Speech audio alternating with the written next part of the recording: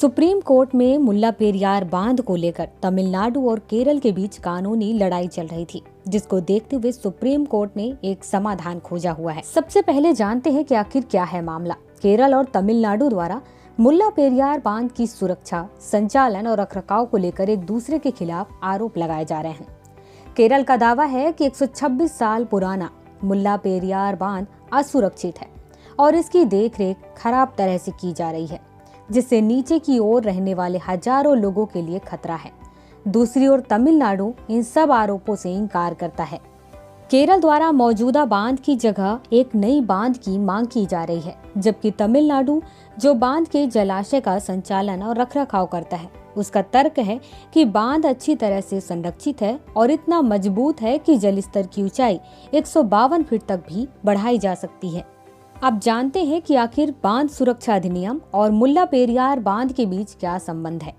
इस अधिनियम के अनुसार राष्ट्रीय बांध सुरक्षा प्राधिकरण एक राज्य में स्थित और दूसरे राज्य द्वारा उपयोग किए जाने वाले बांध के लिए राज्य बांध सुरक्षा संगठन की भूमिका निभाएगा।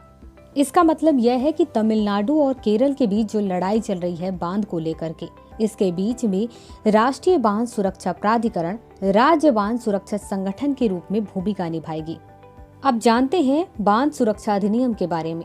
बांध सुरक्षा अधिनियम देश में सभी निर्दिष्ट बांधों की निगरानी, निरीक्षण, परिचालन और रखरखाव संबंधी प्रावधान करता है। यह अधिनियम बांध सुरक्षा पर एक राष्ट्रीय समिति के गठन का प्रावधान करता है। यह समिति बांध सुरक्षा नीतियों को विकसित करेगी और इस उद्देश्य के लिए आवश्यक नियमों की सिफारिश करेगी।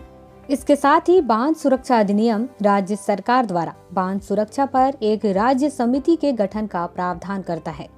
इस अधिनियम में बांध सुरक्षा की जिम्मेदारी बांध के मालिक पर निर्धारित की गई है और कुछ कृत्यों के करने पर तथा किसी लापरवाही के लिए दंडात्मक प्रावधानों का प्रावधान भी किया गया है।